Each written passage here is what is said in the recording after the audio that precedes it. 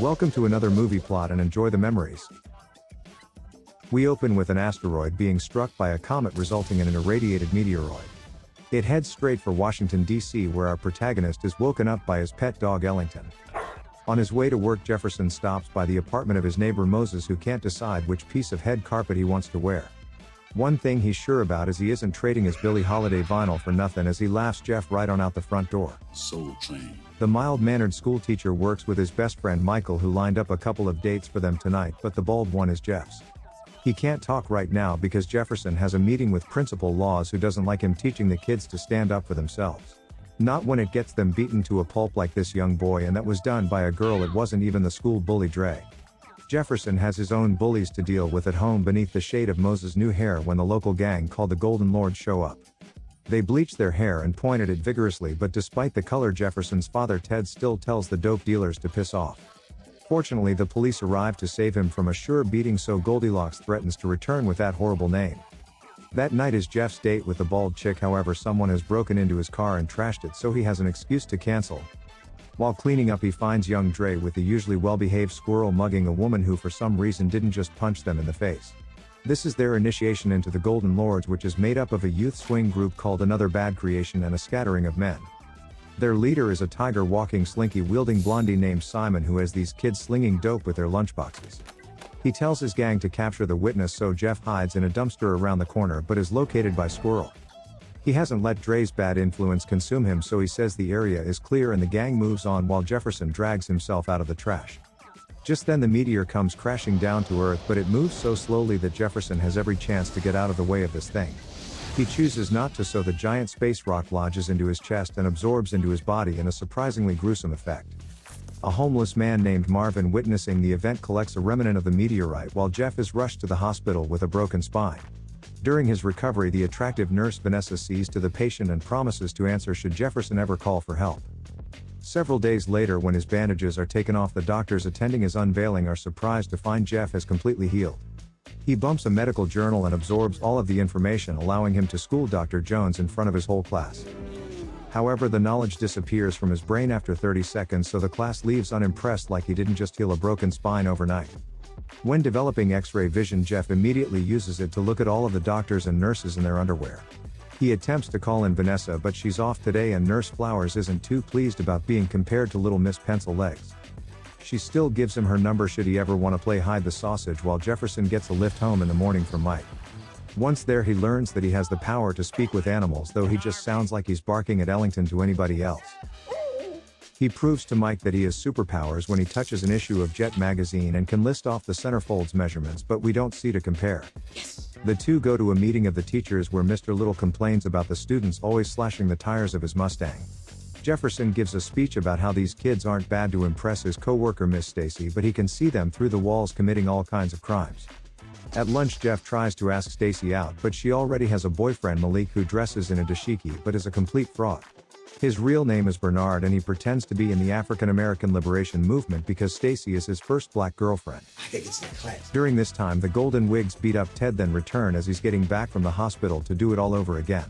Fortunately, Jefferson's here this time and demonstrates his newly discovered super strength by tossing some bleached thugs around.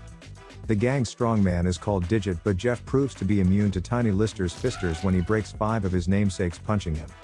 They then try to straight up run this man over in a car, but he stops it dead in its tracks, so the gang scurry away confused and terrified. The next morning, however, they're waiting outside of Jeff's apartment to catch him in a drive-by when he leaves for work. However, they don't drive by very far before realizing their bullets had no effect on Jefferson because he's now bulletproof. Chasing him down the street, though I don't know what they expect to do should they catch him. Jeff learns that he can fly. That's enough supernatural for Goldilocks to call it a day, so the thugs retreat while Jefferson gets mistaken for a peeping Tom. He causes an earthquake when he hits the ground, registering 3.5 on the Richter scale, and upon returning home discovers Mom has designed him a costume. The MM is for Meteor Man, but it isn't quite right, so we get a montage of costumes inspired by Maxine's Iron Man comic. One even has cameras on the shoulders for capturing evidence, but they eventually settle on a green and gray muscle suit. That night he goes around town shutting down the Golden Lords' crack houses by blowing their dope right back in their faces. He then comes across a couple of burglars stealing a television set, so uses his telekinetic abilities to turn it on and crank the volume up. The thieves are busted when everybody wakes up and alerts the police while Meteor Man just backflips on out. Marvin also developed these superpowers, though he only uses them to peer into people's houses and watch TV. He also telekinetically mixes his coffee but needs to mimic the actions that he would have to do if he made it by hand anyway. Meanwhile, Jefferson comes across the Bloods and the Crips having a shootout with police in a nice bonding moment between the two gangs. Meteor Man lands between the two sides, deflecting all of their bullets and calling for Cypress Hill and Naughty by Nature to put their guns down. The cops also drop their weapons for whatever reason, and the two sides put an end to the conflict, at least for the time being. Finally, Jeff uses his super strength to clear out a lot in the middle of the inner city and turn it into a farming plot. He fertilizes the earth with his super agriculture powers and forms a rain cloud as his powers seem limitless. According to the news, the next day he shut down 15 crack houses, stopped 11 robberies, and Janice has an exclusive interview. But it's only with some bum named Clarence who's pretending to be the Meteor Man for attention and has a lengthy criminal history. It's only when Janice reports on enormous fruit and veg growing in the hood that she learns from the gangs that the real superhero's identity remains a secret. Goldilocks knows it's Jefferson, but Simon doesn't believe that Dweeb could have powers and just assumes he was wearing a bulletproof vest and Jordans. The Golden Lords are in league with a wealthy businessman named Mr. Byers, who runs every gang in the city and even some international ones. He puts a bounty on Meteor Man's head, so the Peroxide platoon confront Jefferson to see if what Goldilocks has told them is true. Quick thinking Michael enters and sees all of the vanilla tops, so he says that the news just reported on Meteor Man shutting down another crack house. Simon assumes Goldie must have made a mistake, so the gang leave without any trouble, but Mike doesn't get the gravity of the situation. Because the next day Jeff wakes up to find his costume missing, as Mike is wearing it at the local mall hoping to meet Janice. The Golden Lords beat him there, so Jefferson begins destroying all their guns with his laser vision, something he developed earlier but only used to reheat some leftovers. He zaps Nurse Flowers on the bottom, who delays the gang, but Bernard shows up distracting Jefferson in return. Malik has an appointment at the hairdresser's to have dreadlocks installed, so he leaves and Jeff uses his telekinesis to make Mike fly. I told you he could fly. You didn't even believe me. The crowd assumes this is proof of Meteor Man's identity, but Simon sees Jeff using his power, so learns who their actual target is. He flies away, but during a celebration for all the wonderful things that Jefferson has done for the community, the gang deliver a message. They attack Maxine to get the whole party outside, then open fire on the group, forcing Meteor Man to catch every bullet. This was only meant to just be a warning that Jeff can't protect everybody, but Simon sees his powers are beginning to fade. Later that night, James Blonde returns with Byers looking to kill the superhero, but Ellington manages to drag him out of his bed to safety. Unable to find him, they take it out on the whole block, tagging the entire thing, so the community begins turning on the Meteor Man.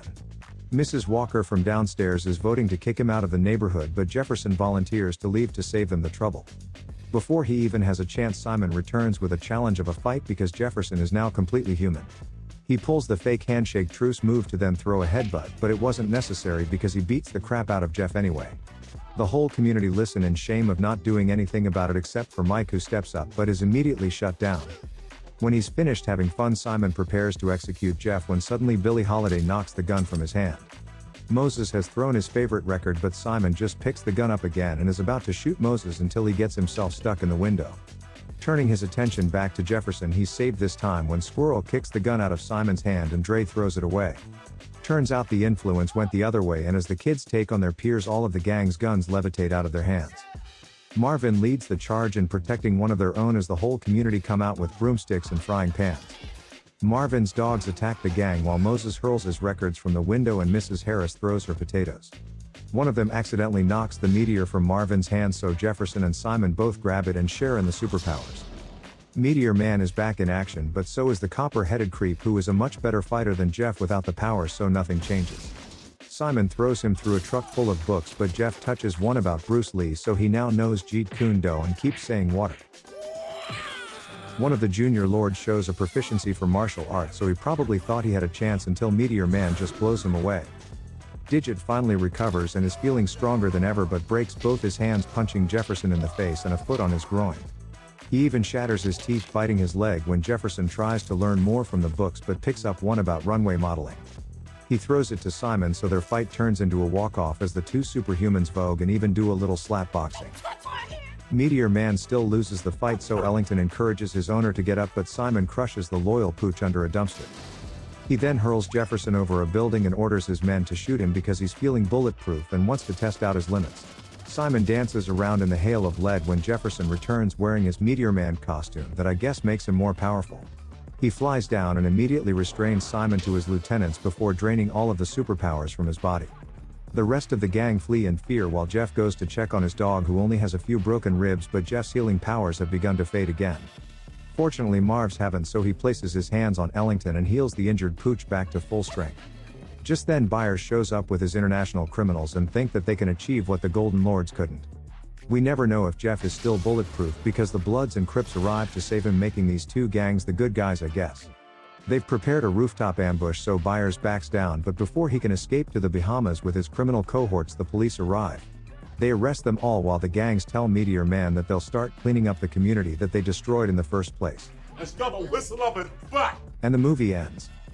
Ladies and gentlemen, let's give it up for Meteor Man!